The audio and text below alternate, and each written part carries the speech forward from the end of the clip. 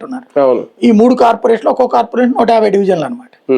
వాటిట్లలో అక్కడొకటి వచ్చిన 3 కార్పొరేషన్లో మా రిప్రజెంటేషన్ ఉందని చెప్పాలి అన్నది ఈయన ఫీలింగ్. సింగిల్ గా వెళ్తాను అవసరం అయితే ప్రకటన చేయడం, సింగిల్ గానే వెళ్తాను ప్రకటన చేయడం. ఆంధ్ర రాజకీయాల్లో మిత్రపక్షాలకు కూడా ఏమన్నా ఒక ధమ్కి ఇస్తున్నారు. అంత సీన్ ఏం లేదు. బేసిక్ గా అక్కడ ఏంటంటే అంత ధైర్యం కార్యకర్తలు ఎవరైతే ఈయన వద్దన్నా సరే ఉంటున్నా సాగరు గౌడు ఇట్లాంటి వాళ్ళు అందరూ కూడా వాళ్ళకు ఫీలింగ్ ఉంటది కదా. రెండోది ఈయనకి ఉభయ కుశలోపడి. ఒకటి ఈయనకి పోయేది ఏం లేదు, వాళ్ళ డబ్బులతో వాళ్ళు ప్రచారం చేసుకుంటారు, ఈయనకు కూడా డబ్బులు పెట్టుకుంటే ప్రచారం చేస్తారు వెళ్ళి. రెండవది వచ్చేటప్పటికి ఈ ఇంపాక్ట్ ఉపయోగపడుతుంది. ఇప్పుడు ఈయన ఏమన్నారు, నేను తమిళనాడు కేరళ అన్నిట్లో కూడా చేద్దామని.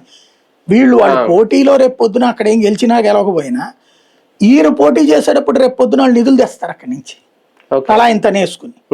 ఎన్ఆర్ఐ నిధులు ఇచ్చారు కదా, అట్లా నిధుల సేకరణకి ఇబ్బంది పడకుండా ఉంటుంది. లోకల్ వాడు ఇచ్చేదానికంటే బయట వాళ్ళు ఇస్తారు గ్యారంటీ. దానికోసం మనకు విలువ ఇస్తున్నారు అన్నటువంటి అది కూడా జరుగుతుంది. కానీ ఏదో ఒక బాంబు పేల్చబోతున్నారా భవిష్యత్తు? బాంబు లేదు, పాడు. ఇది ఒక క్యాజువల్ ఆయనలో ఉన్నటువంటి ఒక సైకలాజికల్ ఫీలింగ్. దేశవ్యాప్తంగా ఇప్పుడు ఆయన కేరళలో కూడా ఒక కమిటీ అన్నారంటే తెలుగుదేశంతో పోల్చి చూసుకుంటున్నారు వీళ్ళు, బీజేపీతో కాదు.